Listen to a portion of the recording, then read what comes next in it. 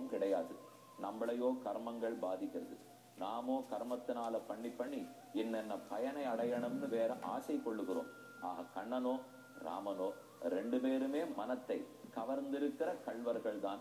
ரூப ஔதாரிய குணைகி பும்சாம் திருஷ்டி சித்தாபகாரணம்னு வால்மீகி ராமாயண ஸ்லோகம். தன்னுடைய உருவ அழகாலும் தன்னுடைய உதாரம், பகவான் ஔதாரியம் உடையவர்கள் வள்ளல் தன்மை, தன் வள்ளல் குணத்தாலும் அனைவரையும் மனம் கவர்ந்து விடுகிறான் ராமன். கண்டவர்தம் மனம் வழங்கும் கண்ணபுரத்தம்மான். அதே போல கண்ணனை பார்த்தால் நாமே அவரை சேவிச்ச உடனே நம்ம மனசை கொடுத்துட்டு போயிடுவோம். ராமனுக்கும் கண்ணனுக்கு வேறுபாடு பாருங்க.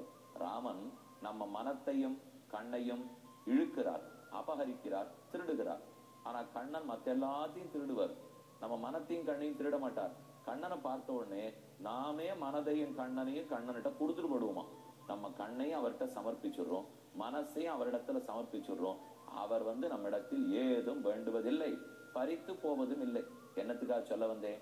அப்ப கண்ணனுடைய தீம்பு கண்டு அவர் குளிக்காததுக்கே ஏற்றம்.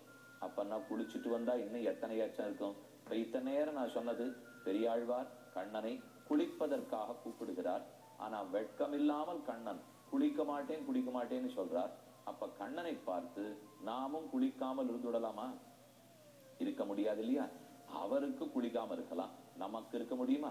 அதே நம்ம வீட்டுல விக்கிரகம் எழுந்துருள பண்ணிட்டு இருக்கோம் பாருங்க, அந்த விக்கிரகத்துக்கு அபிஷேகம் பண்ணுதல், திருமஞ்சனம் பண்ணுதல். ஒரு கோவிலுக்கு போறோம், பெருமானுடைய திருமஞ்சனம் தான் எவ்வளவு அழகா நடக்கிறது. இப்ப நீங்க நேர சேவிச்சுக்கலாம். நம்பெருமாளுக்கு திருமஞ்சனம் நடைபெறுகிறது. உயர்ந்த ஆசனத்தில் எழுந்துருளி உள்ளார். பக்கத்திலே அவருக்கு நேர் எதிர்த்தா போலே வட்டில் கிண்ணிகள் எல்லாம் பரப்பி வைக்கப்பட்டிருக்கும். பல நாள் திருமஞ்சனம் 81 வட்டில் கிண்ணிகளால நடக்கும். சஹஸ்ர கலசாபிஷேகம் என்ன கேள்விப்பட்டிருப்பீர்கள், சத கலசாபிஷேகம் என்ன கேள்விப்பட்டிருப்பீர்கள். அபிஷேகம் திருமஞ்சனம் ஆட்டுதல், சஹஸ்ர கலசம் 1000 வட்டில் கிண்ணிகள் வைத்து திருமஞ்சனம், சத கலசம் 100 வட்டில் கிண்ணிகள் வைத்து திருமஞ்சனம். இதெல்லாம் ஆகமப்படிக்கு ஒரு கணக்குண்டு. இப்ப திருவேங்கடமுடையார் திருப்பதி வெங்கடாச்சலபதியை சேவிக்க பொறிச்சவே சதகலச திருமஞ்சனம், சஹஸ்ர கலச திருமஞ்சனம். அன்னன்னைக்கு நாளுக்கு நாம அதுக்குன்னு சீட்டு வாங்கிட்டு போய் பெருமாளை சேவிச்சுட்டு வரோம் இல்லையா? கோவில்ல திருமஞ்சனம் ரொம்பவே முக்கியம். பெருமானுக்கு தீர்த்தத்தாலே மஞ்சனமாட்டுவார்கள், மஞ்சள் பொடியாலே மஞ்சனமாட்டலாம், சந்தனக்காப்பாலே மஞ்சனமாட்டுகிறார்கள், பால் சேர்க்கலாம், தயிர் சேர்க்கலாம், தேன் சேர்க்கலாம், பஞ்சாமிர்தம் சேர்க்கலாம். இவை அத்தனையும் சேர்த்து பெருமானுக்கு திருமஞ்சனம் நடக்கும். அந்த சமயத்துக்கு சஹஸ்ர சீர்ஷா புருஷா சஹஸ்ராட்ச சஹஸ்ரபாது என்று ஓதப்படும் புருஷ சூக்தம் வேதத்தினுடைய ரொம்ப முக்கியமான பாகம். அனைத்து வேதங்களிலும் புருஷ சூக்தம்னு கொண்டாடப்படும் இந்த பகுதி உண்டு.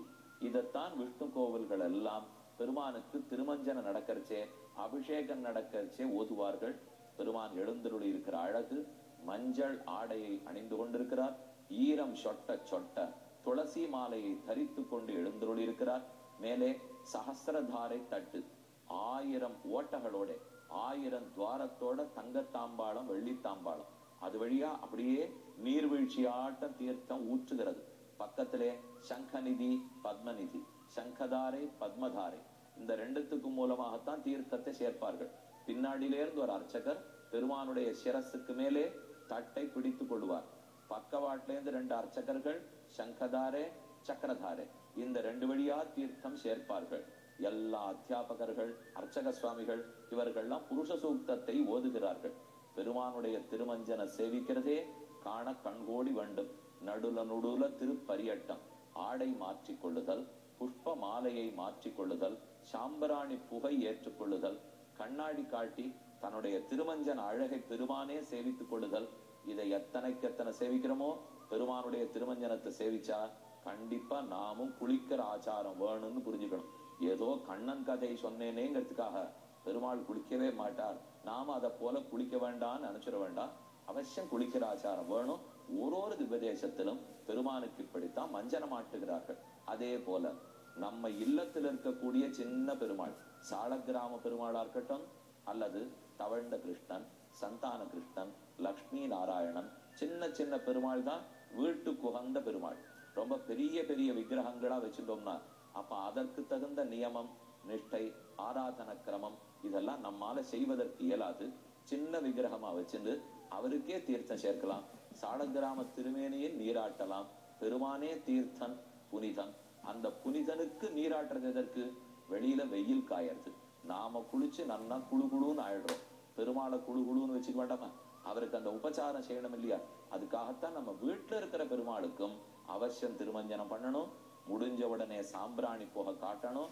அடுத்து புஷ்பம் சந்தனம் ஆகியவற்றை சமர்ப்பித்து கற்பூர ஹாரத்தி பண்ணி பல்லாண்டு பல்லாண்டு பல்லாயிரத்தாண்டுன்னு சொல்லி அந்த தீர்த்தத்தை, பெருமானுடைய திருமஞ்சன தீர்த்தத்தை நாம எடுத்துக்கணும். அப்ப பகவானுடைய நீராட்டத்தை பத்தியும் சொன்னேன். நாம நீராடுறது எவ்வளவு முக்கியங்கிறத பத்தியும் சொன்னேன். அவர் நீராடலே அதனாலேயும் பெருமை பெற்றார்கத்தையும் சொன்னேன். எல்லாத்தையும் சீர்தூக்கி பார்த்து ஆராய்ந்து நீராடுதல் எவ்வளவு முக்கியம். பிரம்மத்தை அனுபவித்தலே நீராடுதல். குளம்ங்கிறதே பிரம்மமே குளம். அந்த